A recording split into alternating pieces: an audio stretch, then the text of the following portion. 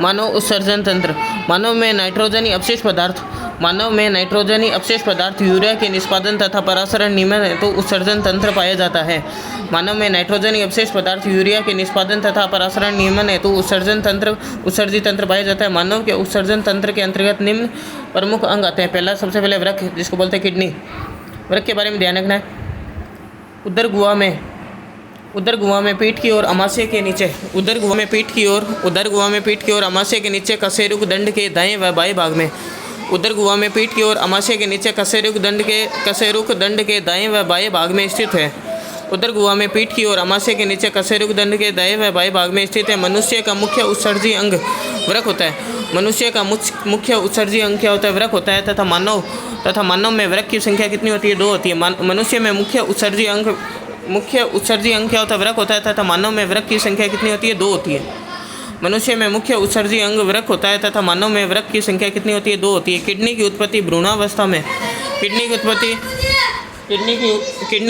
भ्रूणावस्था में मेजोडर्म से होती है तथा इसका आकार सेम के बीज जैसा होता है। किडनी की उत्पत्ति भ्रूणावस्था में मेजोडर्म से होती है तथा इसका आकार सेम के बीज जैसा होता है। वृक्क की मध्य सतह पर एक खांच होती है जिसे हाइलम कहते हैं। वृक्क की मध्य सतह पर क्या होती है? एक खांच होती है जिसे हाइलम कहते हैं। वृक्क का बाहरी भाग कोट्रेक्स व आंतरिक भाग मेडुला कहलाता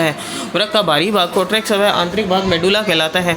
आंतरिक भाग में त्रिभुज के आकार की संरचनाएं पाई जाती है जिन्हें पिरामिड कहा जाता है। पिरामिड जिन संरचनाओं से आपस में जुड़ी रहती है उन्हें वर्तिका के स्तंभ कहा जाता है तथा इसमें हेनले लूप व संवहन नलिका पाई जाती है। पिरामिड जिन संरचनाओं से आपस में जुड़ी रहती है उन्हें वर्तिनी के स्तंभ कहा जाता है तथा इसमें हेनले लूप व संवहन नलिका पाई जाती है। किडनी का कोर्टेक्स भाग खुरदरा होता है क्योंकि इस पर मेल्पिगी नलिकाएं पाई जाती है। किडनी का कोर्टेक्स भाग खुरदरा होता है तथा इस पर मेल्पिगी नलिकाएं पाई जाती है। मेल्पिगी संरचना में ग्लोमेरुलस व वोमन संपुट होता है। मेल्पिगी संरचना में ग्लोमेरुलस व वोमन संपुट होता है। मेल्पिगी संरचना में क्या होता है? ग्लोमेरुलस व वोमन संपुट होता है। कोर्टेक्स भाग में समीपस्थ कुंडलित नलिका व दूरस्थ कुंडलित नलिका ग्लोमेरुलस पाई जाती है। कोर्टेक्स भाग में क्या पाई जाती है? कोर्टेक्स भाग में समीपस्थ कुंडलित नलिका व दूरस्थ कुंडलित नलिका ग्लोमेरुलस पाई जाती है। कोर्टेक्स भाग में क्या पाई जाती है? कोर्टेक्स भाग में समीपस्थ कुंडलित नलिका व दूरस्थ कुंडलित नलिका ग्लोमेरुलस पाई जाती है।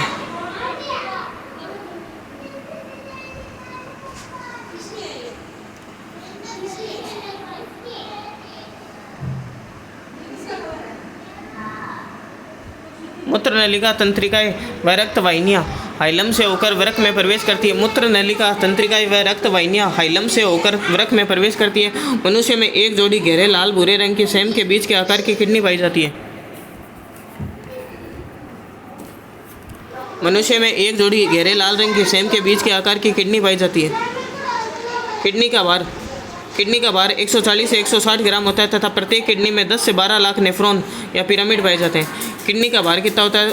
किडनी का भार 140 से 160 ग्राम होता है। किडनी का भार कितना होता है? 140 से 160 ग्राम होता है तथा प्रत्येक किडनी में 10 से 12 लाख नेफ्रॉन या पिरामिड पाए जाते हैं। किडनी के चारों ओर परोटिनियम झिल्ली का आवरण पाया जाता है। किडनी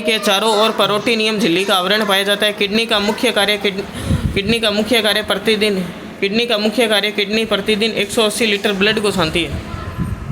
किडनी के चारों ओर परोटिनियम झिल्ली का आवरण पाया जाता है। किडनी प्रतिदिन 180 लीटर ब्लड को छानती है। किडनी का भार कितना होता है? 140 से 160 ग्राम होता है। वृक्क की संरचनात्मक व क्रियात्मक इकाई नेफ्रॉन होती है।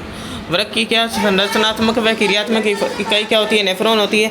एक किडनी में 10 से 12 लाख जटिल संरचनाएं पाई जाती है। जिनको नेफ्रॉन कहते हैं। एक किडनी में 10 से 12 लाख जटिल संरचनाएं पाई जाती है जिनको नेफ्रॉन कहते हैं। नेफ्रॉन में ही मूत्र का निर्माण होता है। नेफ्रॉन का अग्रभाग वोमन संपुट कहलाता है। नेफ्रॉन का अग्रभाग क्या कहलाता है? नेफ्रॉन का अग्रभाग बोमेन संपुट कहलाता है। नेफ्रॉन का अग्रभाग बोमेन संपुट कहलाता है। नेफ्रॉन का अग्रभाग क्या कहलाता है? बोमेन संपुट कहलाता है। बोमेन संपुट में अभिवाही धमनियों केशिकाओं का एक गुच्छ पाया जाता है। बोमेन संपुट में अभिवाही धमनियों केशिकाओं का एक गुच्छ पाया जाता है। इस गुच्छ को ग्लोमेरुलस कहा जाता है। बोमेन संपुट में क्या पाया जाता है? अभिवाही धमनियों केशिकाओं का एक गुच्छ पाया जाता है। इस गुच्छ को ग्लोमेरुलस कहा जाता है। रक्त का शुद्धिकरण बोमन संपुट में पूर्ण होता है। रक्त का शुद्धिकरण बोमन संपुट में पूर्ण होता है। वृक्क का कार्य रक्त का शुद्धिकरण करना होता है। रक्त के रासायनिक संगठन का नियंत्रण करता किडनी को माना जाता है। वृक्क के रासायनिक संगठन का नियंत्रण करता किडनी को माना जाता है। वृक्क में बनने वाली पत्थरी किसकी बनी होती है? कैल्शियम ऑक्जेलेट की बनी होती है। वृक्क में बनने वाली पत्थरी किसकी बनी होती है? कैल्शियम ऑक्जेलेट की बनी होती है। वृक्क में बनने वाली पत्थरी कैल्शियम ऑक्जेलेट की बनी होती है। वृक्क 24 घंटों में लगभग 100 लीटर रक्त का शुद्धिकरण करता है। वृक्क 24 घंटों में लगभग 100 लीटर रक्त का शुद्धिकरण करता है। वृक्क 24 घंटों में लगभग 100 लीटर रक्त का शुद्धिकरण करता है। वृक्क के बाहरी सतह पर पाई जाने वाली खांच हाइलम कहलाती है। वृक्क के बाहरी सतह पर पाई जाने वाली खांच क्या कहलाती है? हाइलम कहलाती है। वृक्क के बाहरी सतह पर पाई जाने वाली खांच हाइलम कहलाती है। डायलिसिस का संबंध वृक्क से होता है। डायलिसिस का संबंध किससे होता है? वृक्क से होता है। डायलिसिस का संबंध किससे होता है? वृक्क से होता है। उत्सर्जी अंग त्वचा, फेफड़े, वृक्क, अंते हैं। उत्सर्जी अंग कौन कौन से मनुष्य में? त्वचा, फेफड़े, वृक्क और अंते।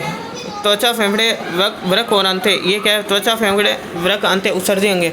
डायलिसिस का संबंध किससे होता है? वृक्क से होता है। उत्सर्जी अंग कौन से? त्वचा, फेफड़े, वृक्क, अंते। त्वचा, फेफड़े, वृक्क, अंते। त्वचा, फेफड़े, वृक्क, अंते। हेनले का लूप वृक्क में पाया जाता है। त्वचा, फेफड़े, वृक्क और अंते उत्सर्जी अंग है। हेनले का लूप वृक्क में पाया जाता है। हेनले का लूप कहाँ पाया जाता है? वृक्क में पाया जाता है।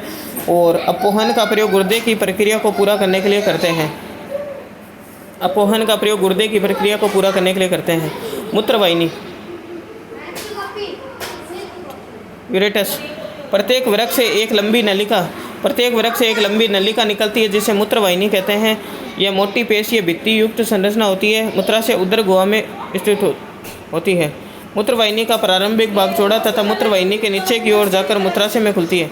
मूत्रवाहिनी में क्रमाकुंचन गति के द्वारा मूत्राशय में प्रवेश करता है। मूत्रवाहिनी के द्वारा मूत्र को वृक्क से मूत्राशय तक परिवहन करने का कार्य किया जाता है। मूत्रवाहिनी के द्वारा मूत्र को वृक्क से मूत्राशय तक परिवहन करने का कार्य किया जाता है। यह चिकनी मांसपेशियों से बनी होती है तथा वयस्कों में मूत्रवाहिनी 20 से 25 सेमी तक लंबी हो सकती है। मूत्रवाहिनी 20 से 25 सेमी तक लंबी हो सकती है। मूत्राशय के बारे में ध्यान रखना है।